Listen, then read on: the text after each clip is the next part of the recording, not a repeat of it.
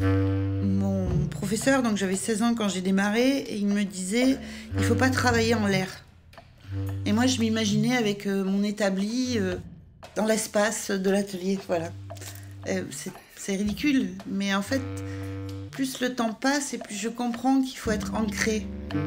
Si on tient la griffe à frapper, il faut qu'on ait un point d'ancrage, il faut qu'on soit stable. Avant de démarrer certains exercices, on leur demande d'imaginer qu'ils ont des racines qui partent de leurs orteils et qui viennent s'ancrer. Quand on apprend, c'est compliqué quand même.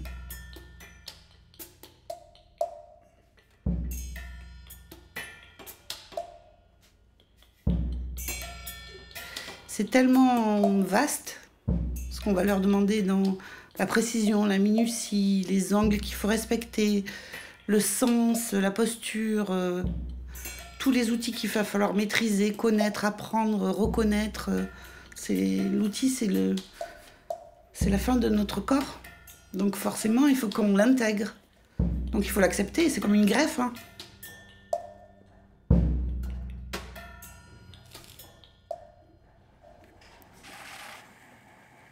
On va s'adresser aux personnes qui sont inscrites à Pôle emploi. J'ai eu un ramoneur, j'ai eu un anesthésiste, une archéologue, des bijoutiers. Il y a beaucoup de femmes célibataires avec des enfants à charge qui ont été très malmenées. Il y a des bouchers, des bacs plus 4, 5, 6, on en a. Hein.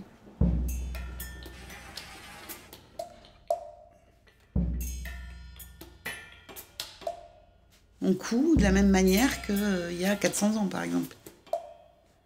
Mais on n'a jamais trouvé mieux que l'homme pour le faire. C'est un endroit où on peut apprendre mais des choses qu'on n'imaginait pas, avec des méthodes qu'on n'imagine pas non plus. Donc on travaille avec des cure-dents, par exemple. On va travailler avec un crayon à papier. Tout ceci pour obtenir la même gymnastique que ce qu'on aura quand on fait de la couture. Et pour tout. Regarde, si tu regardes là, quand tu tournes ta pièce, regarde, tourne là, vers toi, ce côté-là. Tu vois, tu dois manger un peu le bas. Ouais, je suis plus régulière. Voilà, d'accord. Bien attention dans ta pièce de cuir, pareil. Ouais, c'est ça. Ouais. Et là, ça va. Mais là, en fait, je crois que je suis pas en... Alors, essaye, est-ce que c'est la bonne position pour toi? Est-ce que tu as le bon regard sur ta pièce? Ouais, c'est ça. D'accord. Si ça se trouve, c'est mon œil qui est pas... Voilà.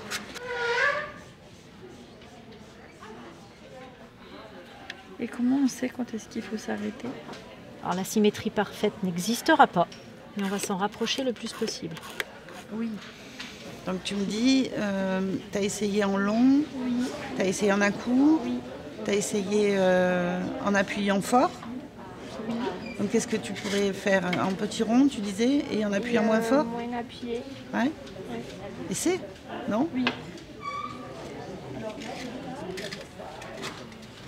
C'est peut-être pas la solution, hein, mais il faut essayer. Si tu n'essayes pas, tu le sais pas. Créer des automatismes, ça ne veut pas dire être des automates. Le cerveau, il va réfléchir et il va imposer à la main de faire comme ci ou comme ça, d'être un peu plus haut ou un peu plus bas.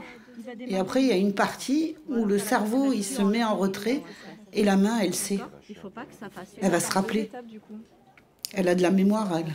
Tu sens un tout on petit. le voit, Et c'est ça qu'il faut arriver à trouver. Comment je le déplace. La posture aussi. Voilà. C'est comme à la danse, talon pointe. Et puis il faut souffler. Si tu souffles, tu coupes avec ton souffle. Tu démarres. Voilà.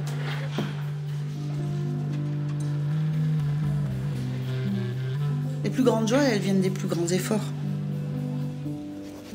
De la réussite quand il y a eu, voilà quoi.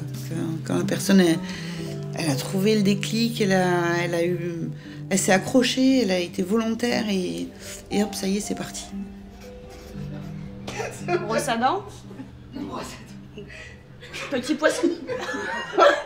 Et grand poisson. Mon Dieu. Ok. Grand écureuil, grand poisson. Une logique inversée, c'est difficile. Next. Du fil 332 et du fil 832. Grand poisson, petit poisson. C'est pour tous les indices qu'on utilise dans la maroquinerie. Plus votre indice est grand, plus vous avez un résultat petit. Entre le premier jour et le dernier jour, on n'a plus affaire aux mêmes personnes du tout. On a vraiment quelque chose qui est né, on peut le dire.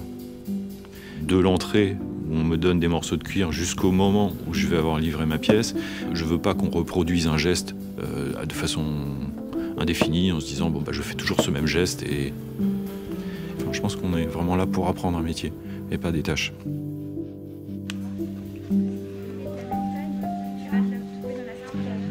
Je suis pas un seul maillon. Je maîtrise mon travail du début jusqu'à la fin. Je mets ma signature sur mon sac. Par contre, méfie-toi parce que ta poche, ouais, elle a l'air... Cette prise de risque, cette responsabilité de ce qu'on fait, c'est plus dans l'air du temps. Faut vraiment que On fait un travail où on est responsable de son travail. Bon, le touré, c'est good. Et ça, c'est une chance. Par les temps qui courent, c'est une chance. Comment tu t'es sentie sur le perlage? C'est vraiment celui-là où je sais que c'est mon travail. Ouais, c'est bien. Bah, j'essaye. C'est bien. Parce qu'en fait, ce qui donne les lignes de conduite, c'est le soufflet. C'est ta mise en forme, en fait. Je m'en suis rendu compte, sauf que j'avais déjà martelé. Et après, j'ai essayé de le travailler. Mais non, c'était cuit. Bah la chèvre, elle avait pris le pli. Oui, la chèvre prend vite le pli.